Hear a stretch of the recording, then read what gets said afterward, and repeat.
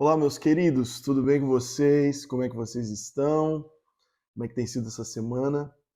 Estamos aqui para mais uma palavra, poder compartilhar com você algo que eu ministrei há alguns finais de semana atrás, mas que é uma palavra que eu creio que seja fundamental, extremamente importante para o que a gente está vivendo e para o que o Senhor tem preparado para a gente nesse ano, como igreja do Senhor, e para nós, dentro da nossa casa, dentro da nossa família, de maneira pessoal também. Algo que o Senhor quer desenvolver e fazer e gerar em nós, né? Essa palavra ela fez todo sentido num dia que eu estava pensando, orando, falando com o Senhor e pensando, né, como as coisas mudaram, como tudo mudou, como as pessoas mudaram, né, os nossos familiares, as nossas a nossa equipe, o nosso trabalho, os nossos amigos, tudo mudou tanto, né? Tantas coisas mudaram para todo mundo, que a grande questão é, primeiro de tudo, que a vida ela muda, né? As coisas mudam. Quando a gente vê a história de Deus com Abrão, né? Qual que é a palavra que Deus dá para ele? Olha, eu preciso que você saia da tua casa, preciso que você saia da tua terra, que você saia da tua parentela, saia da casa do seu pai e vá para a terra que eu vou te mostrar. Por quê? Porque existia uma promessa. O pai de Abrão tinha uma promessa de Deus de ir para uma terra que Deus estava preparando e prometendo para ele. A terra que ele iria promover um povo para ele. Ele ia separar um povo para ele, né? Só que Terá parou, né? O pai de Abrão parou naquela terra e ficou por lá mesmo. E aí, como a promessa não se cumpriu no pai, precisou se cumprir no filho. Então Deus vai a Abraão e fala para Abraão: olha, eu preciso que você saia, eu preciso que você saia desse seu lugar e que você se movimente para um próximo lugar que eu vou te mostrar. Agora eu preciso primeiro que você confie em mim e que você saia desse lugar onde você está. Isso envolvia sair de um lugar de conforto, isso envolvia um lugar de inconsistência, porque Deus estava falando: olha, eu preciso que você confie em mim. Eu não te disse ainda onde é que você vai, para onde você vai, o que, é que você vai fazer, mas eu preciso que você confie em mim. Eu preciso que você saia, simplesmente. Primeiro, eu preciso que você mude, preciso que você saia desse lugar. E aí Abraão faz. Então, isso está lá em Gênesis 12. Então, a gente vê que Deus ele sempre está nos movimentando.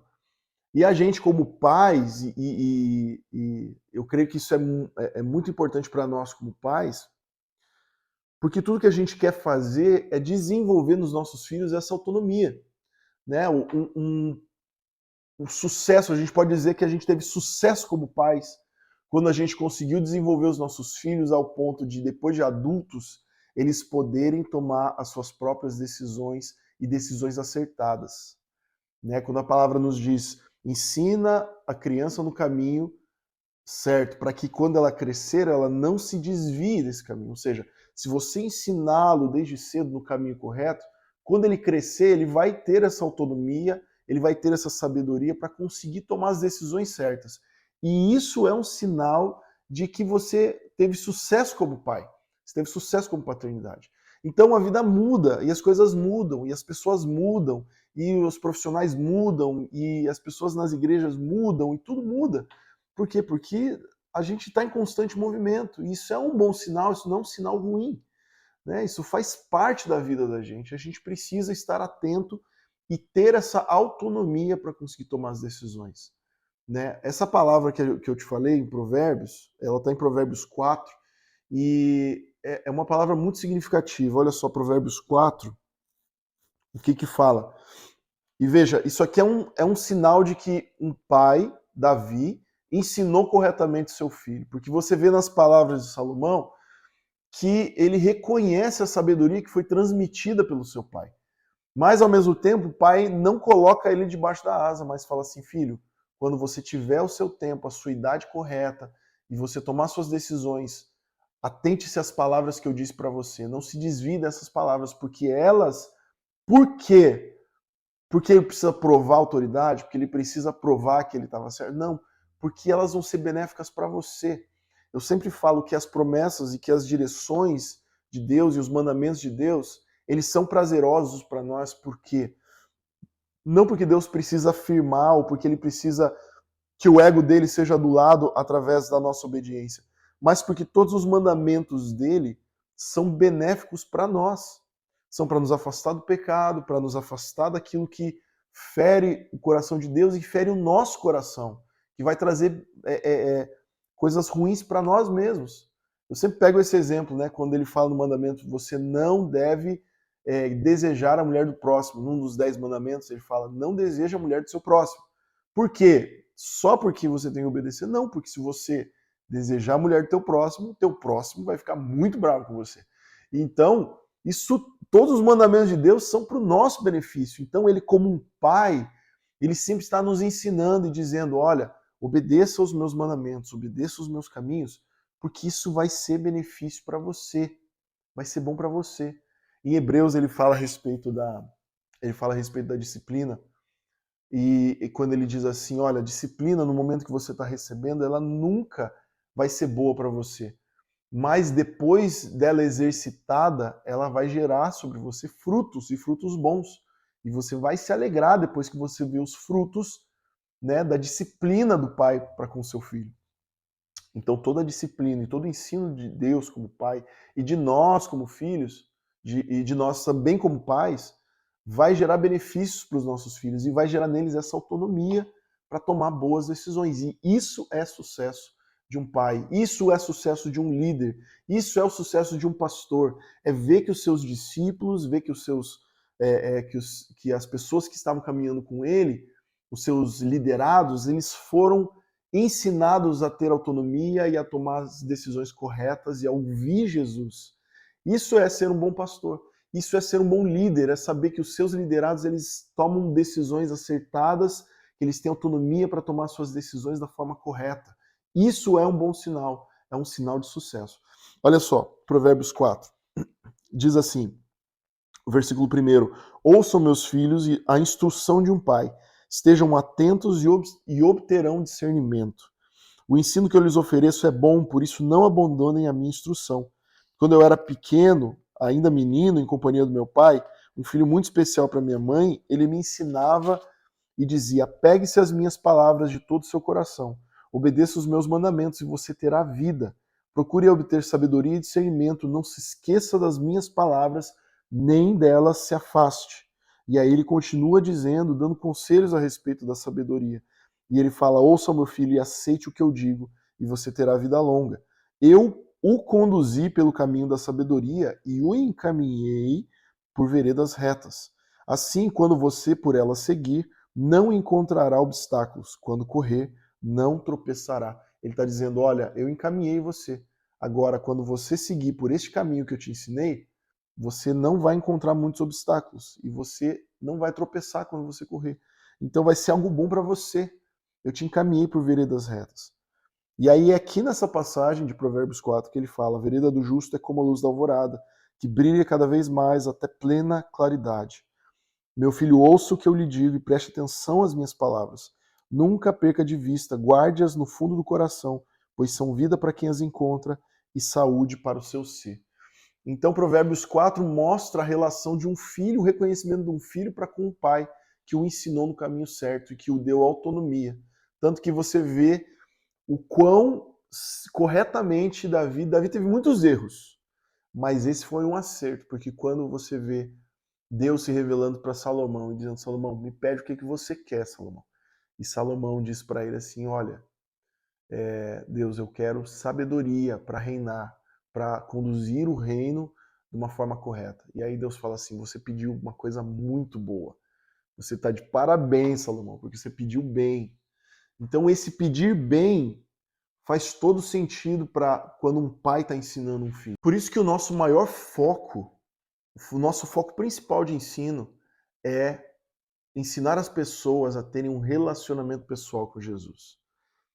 Por quê? Porque se elas aprenderem esse caminho de ter um relacionamento pessoal com Jesus, de conhecer Jesus de maneira pessoal, isso vai gerar nelas essa autonomia, essa inteligência, essa sabedoria e principalmente vai ouvir direto da fonte. Hoje o que nós precisamos é entender a nossa responsabilidade dentro do nosso sacerdócio pessoal, o sacerdócio que nós temos diante de Deus. Hoje já não existe mais, assim como como existia antigamente, e a gente vê no Antigo Testamento que era necessário para que o homem se relacionasse com Deus, era necessário todo um caminho, e existia alguém que fazia essa conexão entre Deus e o homem. A gente tem o final ali de Êxodo, quando é estabelecido o tabernáculo, e quando Deus dá todas as instruções a respeito de como seria feito esse acesso novamente entre Deus e o homem através de uma família de sacerdotes, que era a família de Arão, que foi estabelecida como uma família que seriam os sacerdotes, seriam aqueles que fariam essa conexão entre Deus e o homem novamente, através de uma série de instruções, de sacrifícios, um caminho até que se chegasse à presença ao Santo dos Santos. E ali, a gente vai ver em Êxodo, no finalzinho de Êxodo, no início de Levíticos, a gente vai ver todas as instruções de Deus a respeito disso. Mas a gente pode ter um resumo bem concentrado desse ensino de como que funcionava em Hebreus 9. Em Hebreus 9 a gente vai ver como era o funcionamento desse tabernáculo, desse caminho, desse relacionamento de Deus com o homem através do sumo sacerdote, através do tabernáculo. Então a gente vê ali em Hebreus 9, fala assim: a primeira aliança tinha regras para adoração e também um tabernáculo terreno. Foi levantado um tabernáculo. Na parte da frente, chamado Lugar Santo, estavam o candelabro, a mesa e os pães da presença. Por trás do segundo véu havia a parte chamada Santo dos Santos, onde se encontrava o altar de ouro para o incenso e a arca da aliança, totalmente revestida de ouro. Nessa arca estava um vaso de ouro contendo maná, a vara de Arão que floresceu e as tábuas da aliança. Acima da arca, e aí nessa parte você pode ler, tem ali nesses textos de Êxodo e Levítico, você vai entender por que esses 3 itens estavam lá, o que eram esses 3 itens. Talvez se você ainda não saiba exatamente desses detalhes. Acima da arca estavam os querubins da glória, que com a sua sombra cobriam a tampa da arca. A respeito dessas coisas não cabe agora falar detalhadamente.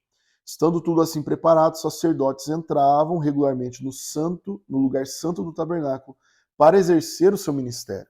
Ou seja, então existiam aquele grupo de sacerdotes daquela família específica que entravam para fazer os rituais, e a gente já falou isso no vídeo anterior, né?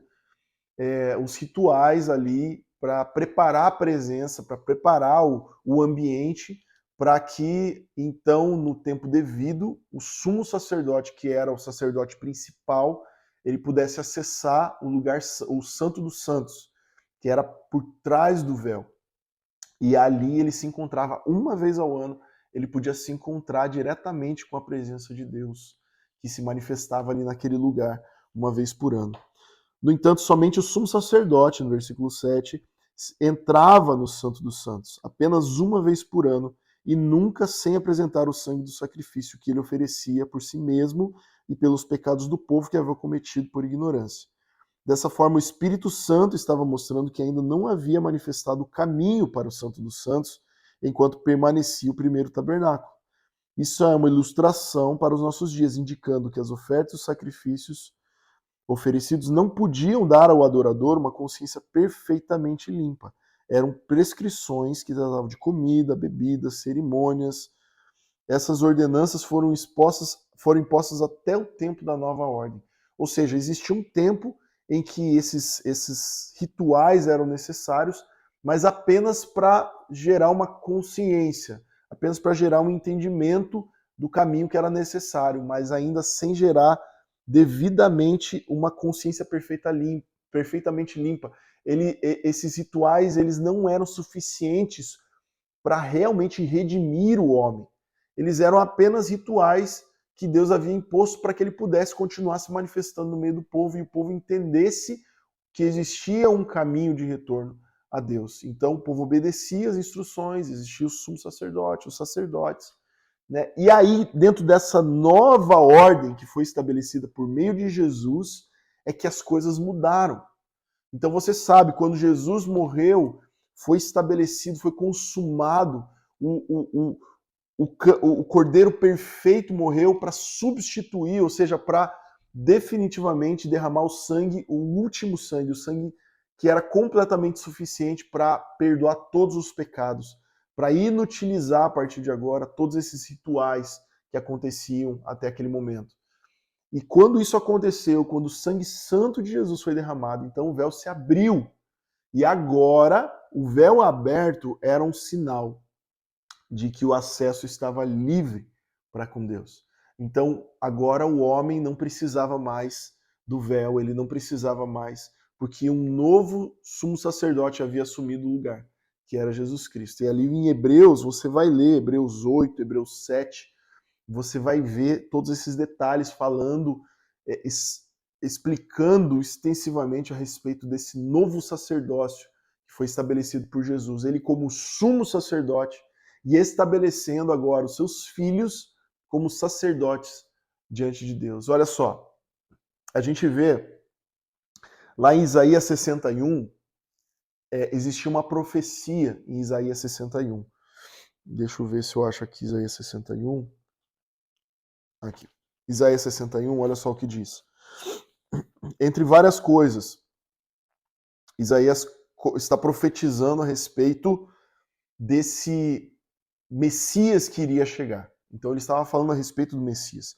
E ele fala assim: o Espírito do Soberano Senhor está sobre mim, porque me ungiu para levar boas notícias aos pobres, enviou-me para cuidar dos que estão com o coração quebrado e anunciar liberdade aos cativos, libertação das trevas aos prisioneiros e proclamar o ano da bondade do Senhor e o dia da vingança do nosso Deus.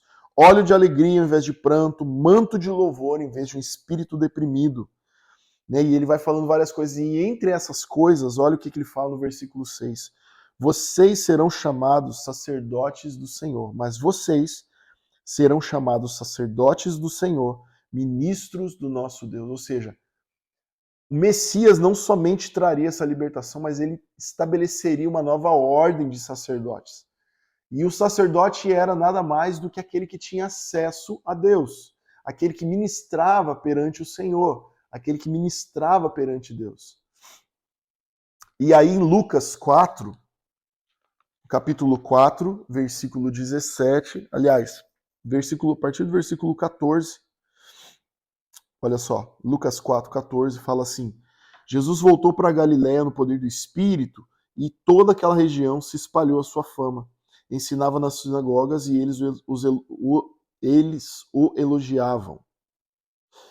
Ele foi a Nazaré, onde foi criado, e no dia de sábado entrou na sinagoga. Levantou-se, foi ler.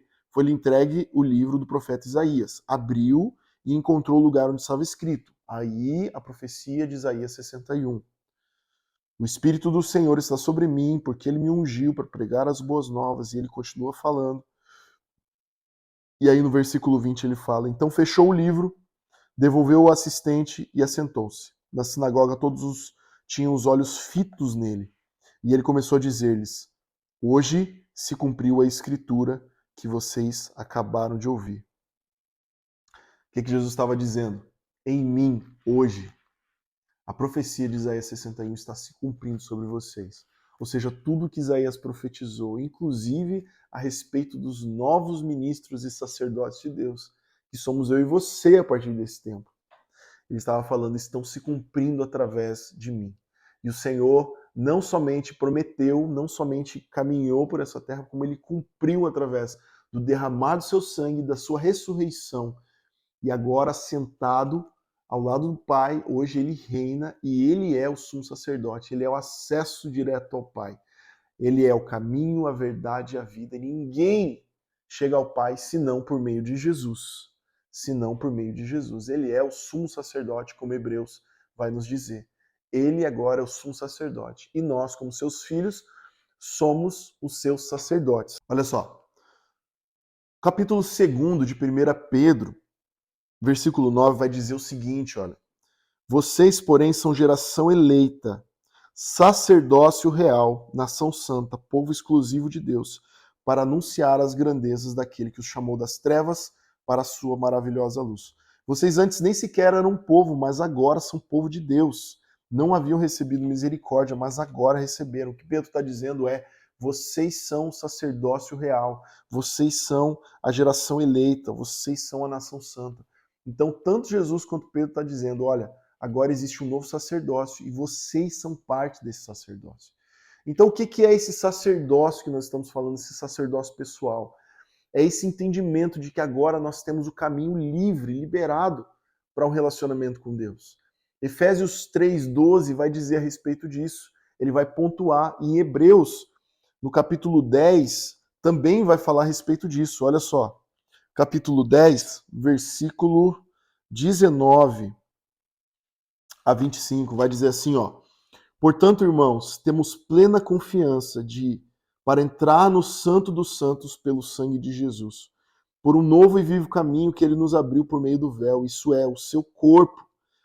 Temos, pois, um grande sacerdote sobre a casa de Deus. Sendo assim, aproximemo-nos de Deus com um coração sincero e com plena convicção de fé, tendo os corações aspergidos para nos purificar de uma consciência culpada e tendo os nossos corpos lavados com água pura. Apeguemo-nos com firmeza à esperança que professamos, pois aquele que prometeu é fiel, e às boas obras. E não deixemos de nos reunir como igreja segundo os costumes de alguns, mas procuremos encorajar-nos uns aos outros, ainda mais vocês que veem que o dia se aproxima. Então ele está falando assim, ó. Então agora que vocês têm esse entendimento, porque Hebreus ele vai construindo todo esse entendimento para a gente. Ele fala assim, então agora que vocês entenderam que existe um sumo sacerdote, existe uma nova ordem, que vocês fazem parte disso, entrem com plena segurança, com plena confiança e convicção no Santo dos Santos por meio do sangue de Cristo.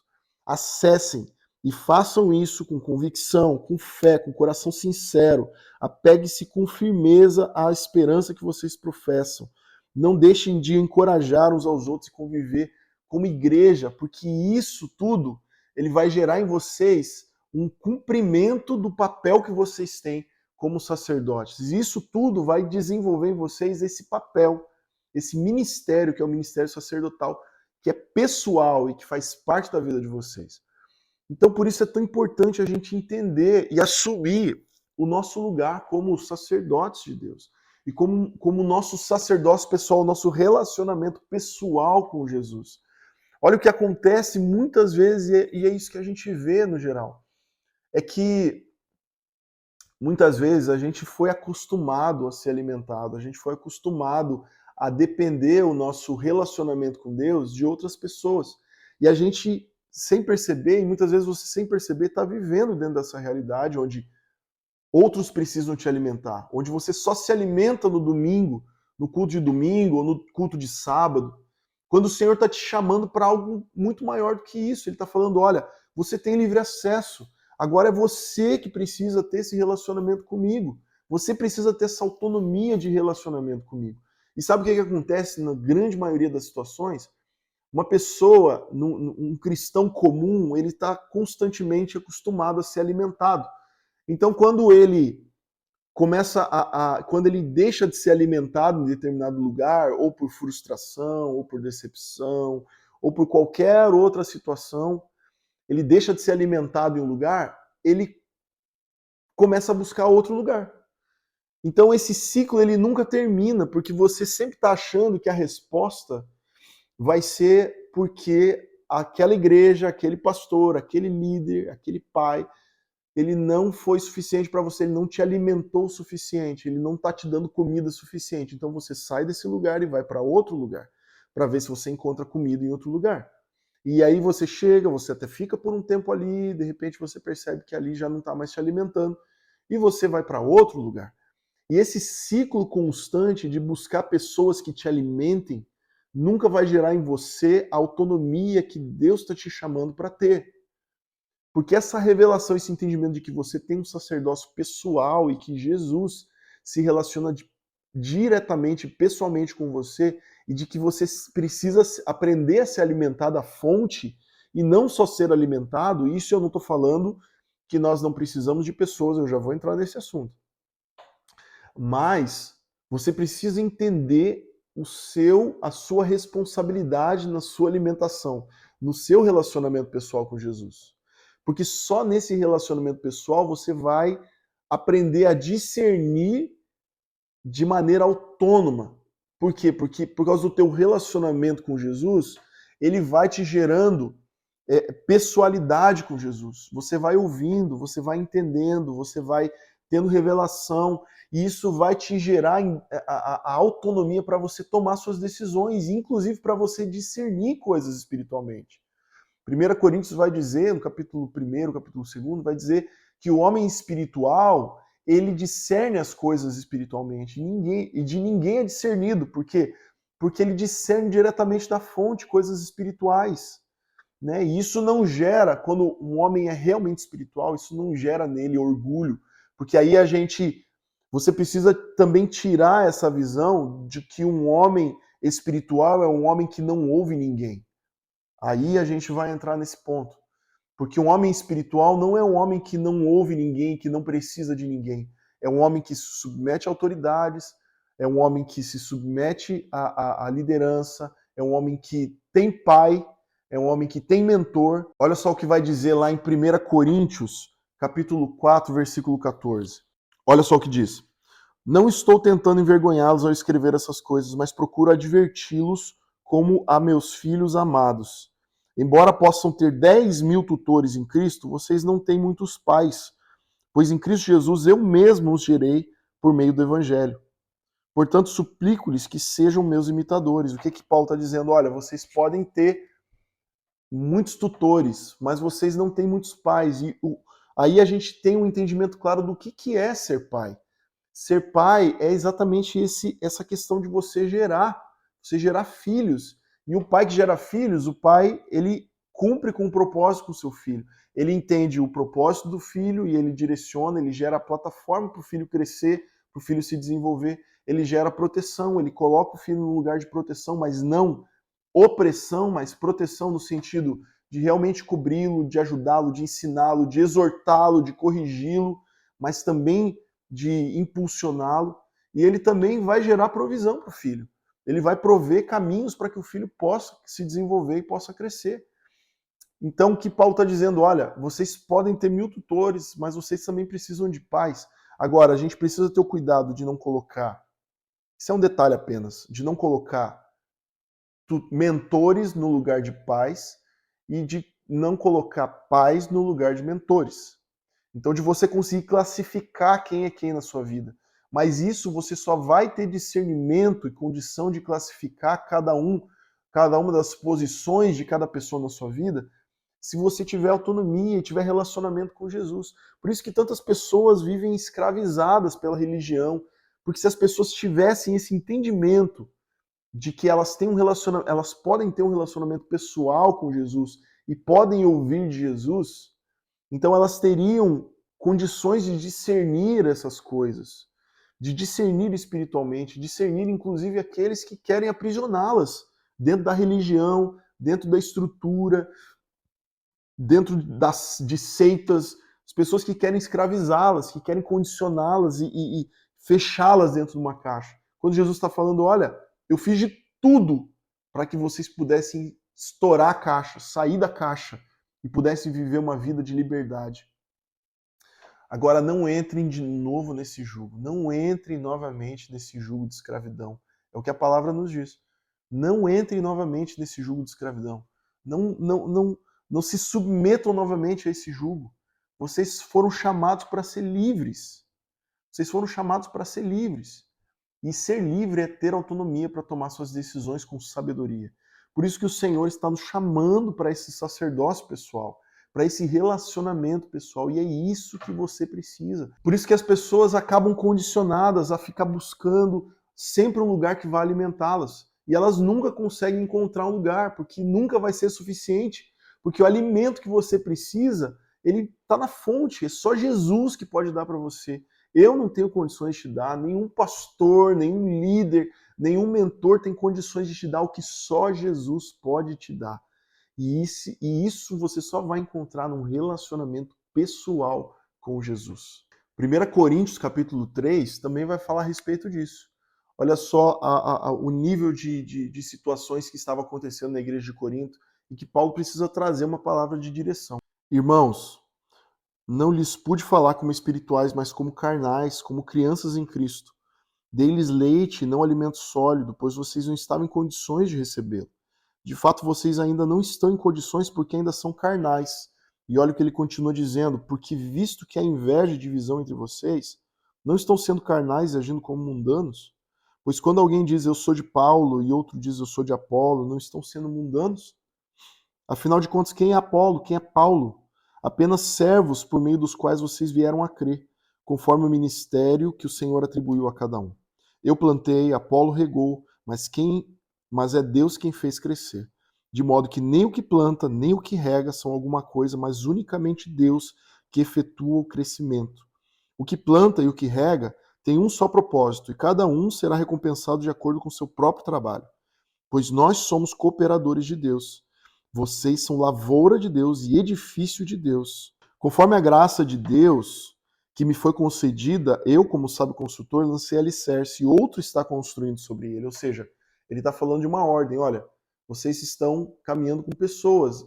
Você caminhou um pouco com Paulo, um pouco com Apolo. Todos nós somos cooperadores. Todos nós estamos ajudando você a edificar a sua vida. Mas ele fala assim, mas, contudo, entretanto, veja cada um como constrói. Ou seja, ele está trazendo a responsabilidade pessoal de cada um. Ele está falando, olha, nós estamos aqui para ajudá-los, nós somos cooperadores do reino de Deus na sua vida. Agora, veja cada um como constrói. A sua responsabilidade é construir corretamente, é construir da forma correta. Isso é responsabilidade sua. Por isso que nós somos apenas cooperadores. E todos nós, inclusive você também como cooperador, precisa se entender dessa maneira. Como apenas um cooperador, mas aquele que vai sempre indicar aos seus liderados, né, e sempre encaminhar eles para um relacionamento pessoal com Jesus, porque é nesse relacionamento pessoal é que Jesus vai se revelar e que ele vai trazer o entendimento necessário e a autonomia necessária para que cada um veja como constrói. Então o que a gente vê no mundo hoje, a gente vê, eu vejo tantas pessoas, conhecidos de muitos anos atrás, voltando a antigas práticas que aqueles que realmente conheceram a Cristo jamais voltariam. E eu parei para pensar e falei, Deus, o que ocasiona isso? Uma pessoa que, assim como Hebreus 6 fala, né? Uma pessoa que conheceu a Jesus, conheceu os caminhos, que andou, que teve a revelação. O que faz ela voltar para sabe, para antigas práticas? O que faz uma pessoa abandonar o caminho dessa maneira ou voltar a um jugo de escravidão de maneira tranquila, sendo que já foi exposta a outras realidades? Isso só tem uma resposta. São pessoas que não conheceram Jesus de verdade, que não conheceram verdadeiramente a Jesus, ou que não foram ensinadas a ter um relacionamento pessoal com Jesus. Porque não tem como, uma vez que você conheceu Jesus, mesmo que você esteja afastado, esteja longe da igreja, ou qualquer circunstância assim, existe, sabe, existe um Espírito Santo que está dentro de você que te gera consciência e te gera lembrança daquilo que é a verdade sobre a sua vida. Então, o que ocasiona as pessoas a viverem assim muitas vezes é porque elas não conheceram a Jesus. Por isso que é tão importante a gente entender isso, de que existe uma responsabilidade pessoal que o Senhor está nos chamando para viver. E isso só vai ser gerado no teu relacionamento pessoal com Jesus, na tua leitura da palavra, no teu estabelecimento de princípios dentro da sua casa, dentro da sua família, com seus filhos, no teu relacionamento pessoal, tendo devocional, tendo momentos de adoração sozinha, só você com Jesus, ou você e a tua família com Jesus. Você não pode depender de culto de sábado, você não pode depender de reunião onde um pastor vai pregar para você e aí você vai ser alimentado. O teu alimento é constante, o teu alimento precisa ser diário. E o que a gente faz como igreja e como a própria palavra que a gente leu aqui nos recomenda, não deixem de congregar a igreja. O que a gente faz nos sábados é uma congregação, uma reunião de pessoas que já têm vivido a sua vida com Jesus já tem queimado na sua casa o seu incenso, e aí quando se reúnem num sábado à noite para adorar Jesus, elas já estão prontas, elas já estão preparadas, elas já estão queimando. E elas simplesmente se unem para viver igreja juntos e para queimar juntos como igreja. Então esse é o propósito da igreja, mas isso não isenta a gente da nossa responsabilidade pessoal. E por isso que você só vai conseguir quebrar esse ciclo de precisar ser alimentado nos cultos quando você e de não ficar pulando de galho em galho, de igreja em igreja, quando você entender que você é o responsável pela edificação da tua casa. Você é o responsável pela tua própria edificação. E isso tudo colabora com a nossa vida cristã. Todas essas coisas, você ter pastores, você ter palavras, você ter profecias, você ter reuniões, você ter discipulado, tudo isso colabora, edifica, ajuda a construir o edifício. Mas isso não é o teu alimento principal. O teu alimento está na fonte. O teu alimento está em Jesus. E é nele que você precisa se alimentar. Ele é o seu sacerdócio. Ele é o teu ministério. Você precisa assumir o teu sacerdócio. Você precisa trabalhar nisso. Você precisa desenvolver isso.